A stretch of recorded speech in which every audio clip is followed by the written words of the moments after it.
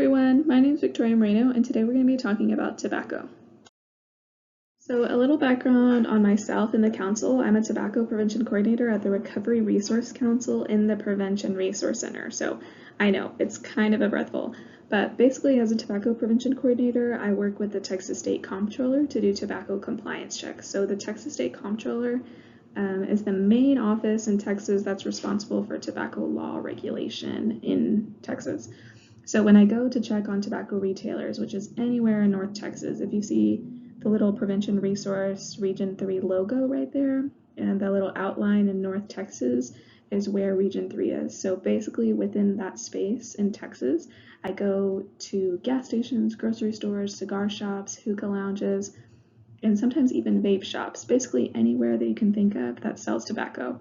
I go and visit and make sure that they're following all tobacco laws and teach them about them if they aren't already familiar with them. I'm also a part of organizations in the community that want to reduce drug use and promote healthy lifestyles. Sometimes I visit elementary schools, middle schools, high schools, juvenile detention centers, and other adults in the community to talk to them about the effects of tobacco use. So perfect. Before I get started, I just wanted to say sorry for all the weird stuff that's going on right now. I know all of your situations are unique, and it stinks that I can't speak with you all directly, but for now, we're doing digital learning, and that's the next best thing. So let's get started. So before we get into the lesson for today, I'd love for you to take the pretest super fast if you haven't already. Your responses will help us make these videos so much better. So you can either scan the QR code or use that link there and put it into your search bar. And once you finish, come right back so we can get started.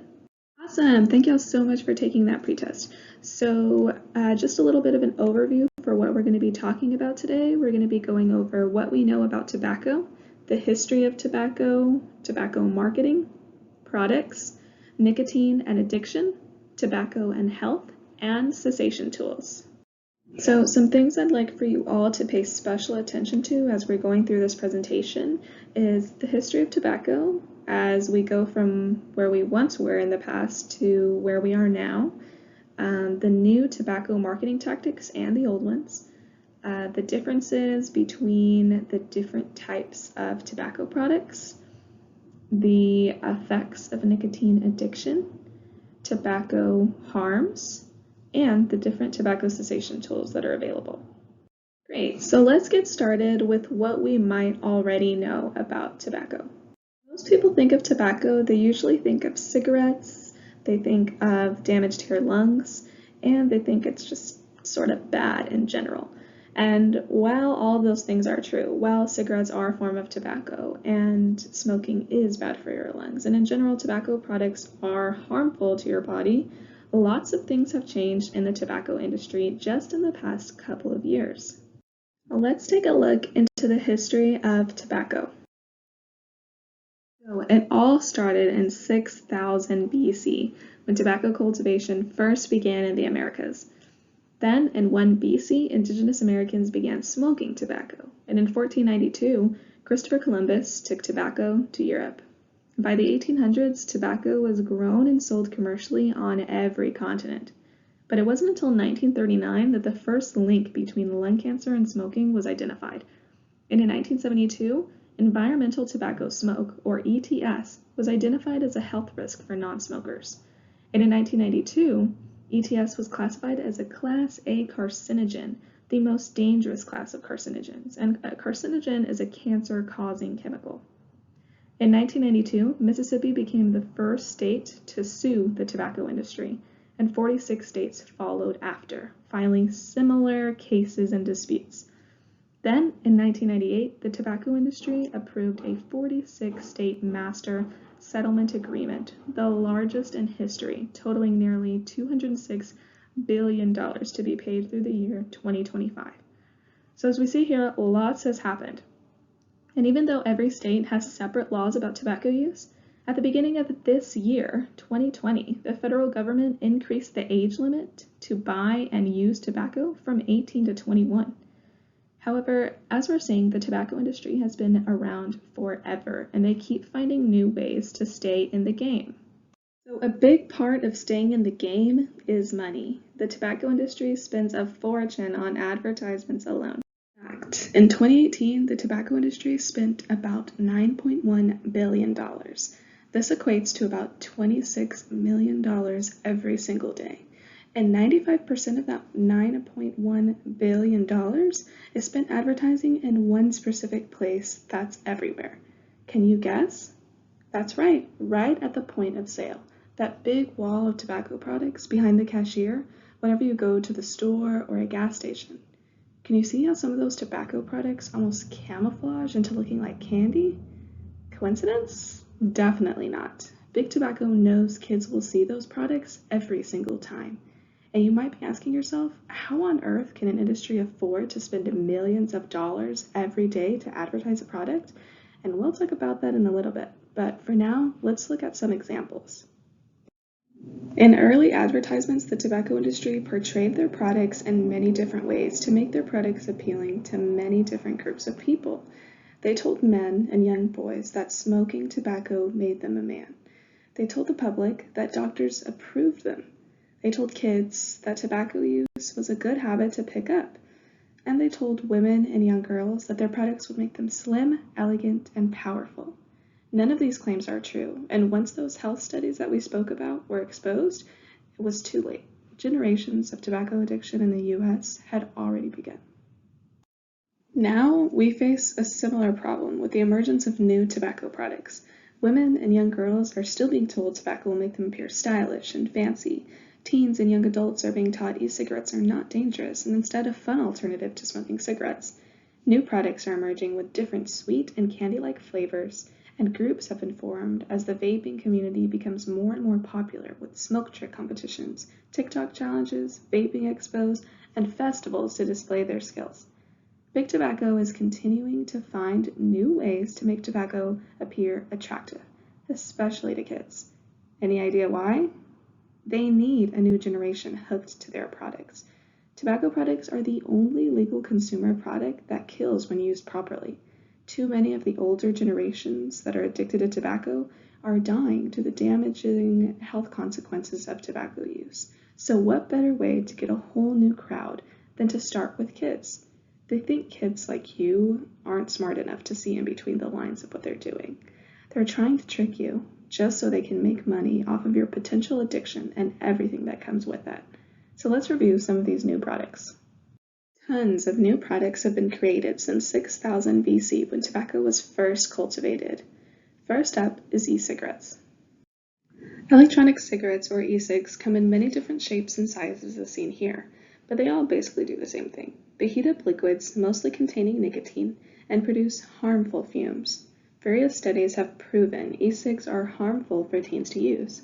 So picture here are popular brands like Juul and Puff Bars that have become super trendy among teens and young adults.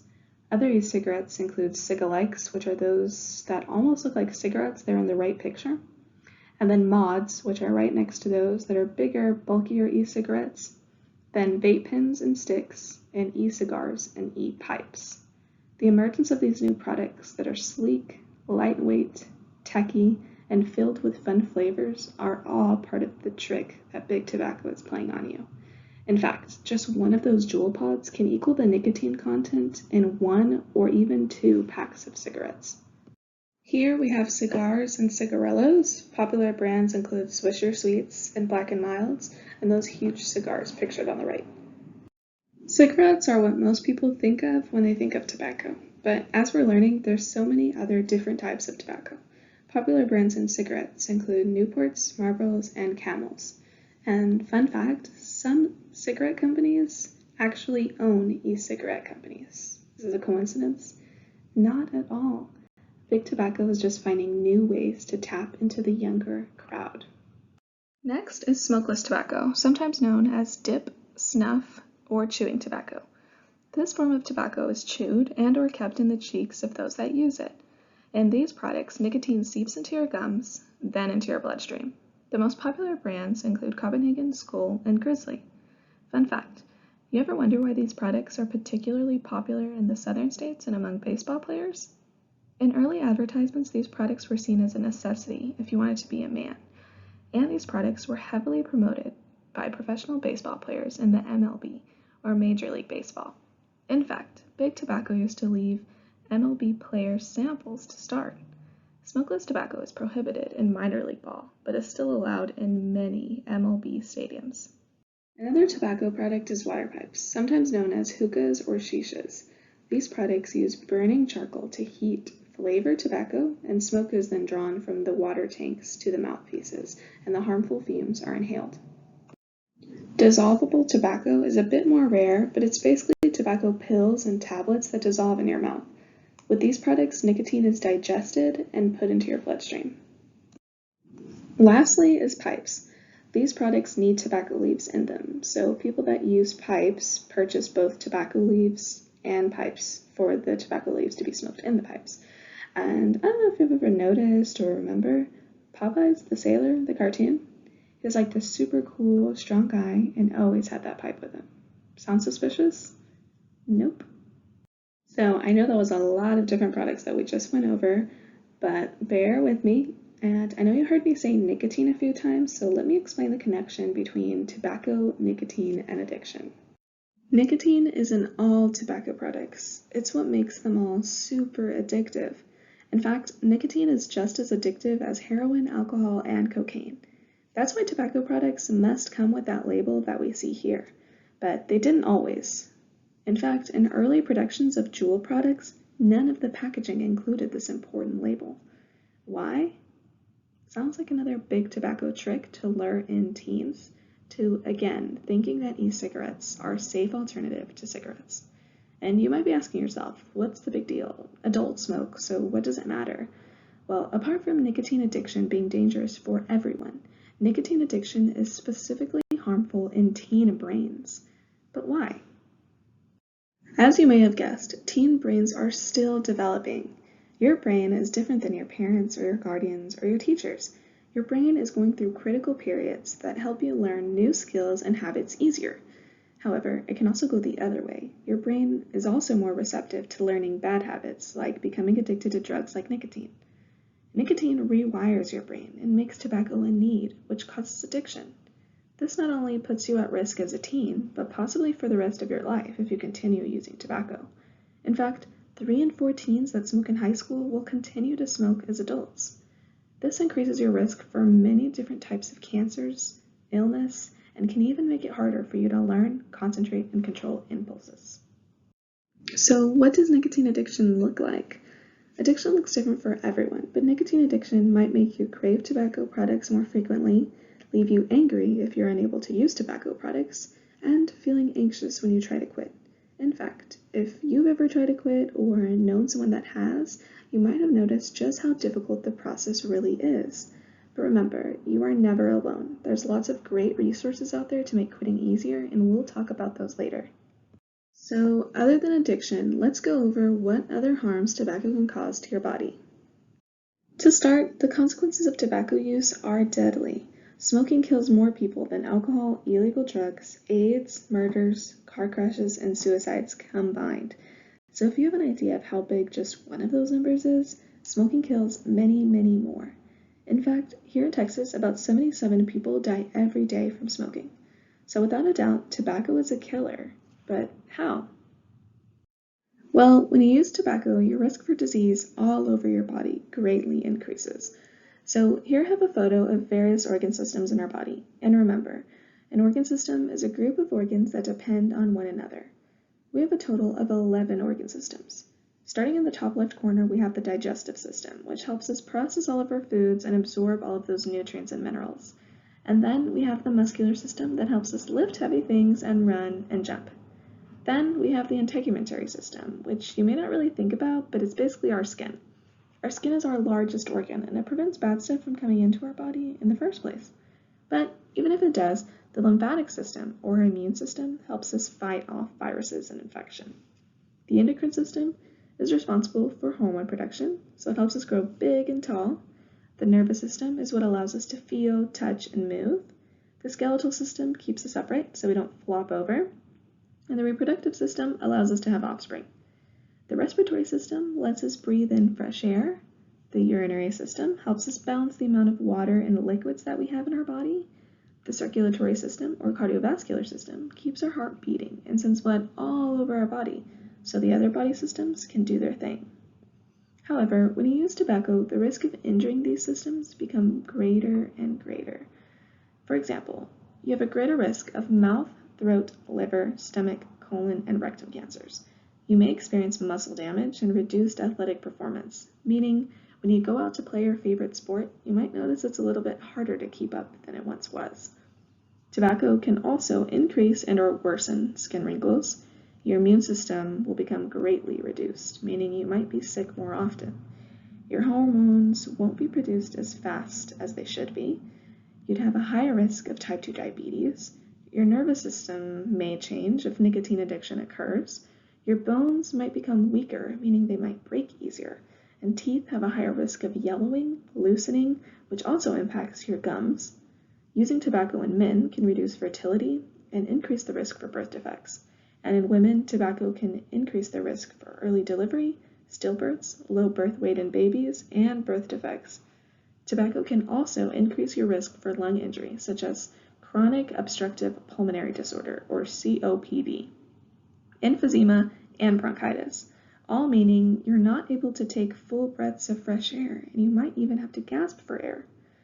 Tobacco increases your risk for bladder cancer, heart disease, stroke, coronary heart disease, blood blocks, cancers of the blood, and the list goes on and on. Tobacco can easily ruin every single organ system in your body and take so much more away from you. However, the best part is, quitting tobacco use now can literally add years to your life. In fact, within just 20 minutes, your heart rate and blood pressure drop. Within 12 hours, the carbon monoxide level in your bloodstream drops to normal. In 3 months, your circulation and lung function improves. In 9 months, you'll cough less and breathe easier. In a year, your risk for coronary heart disease is cut in half. After 5 years, your risk of cancers of the throat, mouth, esophagus, and bladder are all cut in half. In 10 years, you're half as likely to die from lung cancer, and your risk of larynx or pancreatic cancer decreases. And after 15 years, your risk of coronary heart disease is the same as a non-smoker's. Your body is incredibly resilient. Within minutes, hours, weeks, months, and sometimes years, your body can reduce deadly health risks caused by tobacco use. But quitting is difficult. Let's learn more about what resources are available if you or someone you know is wanting to quit using tobacco soon. Quitting tobacco use is tough, but you don't have to do it alone. Let's go over some options. So these are just a few cessation tools you or someone close to you can use. All can be done online or over the phone via call or text. Other things to keep in mind if you or someone you know is wanting to quit soon is how to make a plan. Apart from using those great cessation tools, make a plan. Decide which cessation tool is right for you. Stay motivated, focused, and determined to quit. Next, stay busy. This will help keep your mind off the cravings. And if cravings do hit, try talking to someone you trust. Think about why you want to quit and stay busy. This can be working out, chewing gum to keep your mouth busy, or trying breathing exercises. Another great tip is just to avoid triggers to begin with, such as people, places, things, and situations that set off the urge to use tobacco. Try changing up your routine if needed. Stay positive and focus on small successes. Time will add up, so just try to focus and stay optimistic. Build a support system with family, friends, and counselors. You are never alone. To conclude, we talked about the history of tobacco, Big Tobacco's marketing tactics and the tricks they'll try to play on you, different types of tobacco products, the effects of nicotine addiction, tobacco harms, and cessation tools or quit aids. Super quick before we close, I'd love for y'all to take the PostTest. Y'all should have already taken the pretest, so please just follow this link or QR code to complete your PostTest. Your responses will greatly help me make these videos so much more fun for next time. I definitely appreciate all y'all's feedback, so thank you so much for taking those pre and post tests.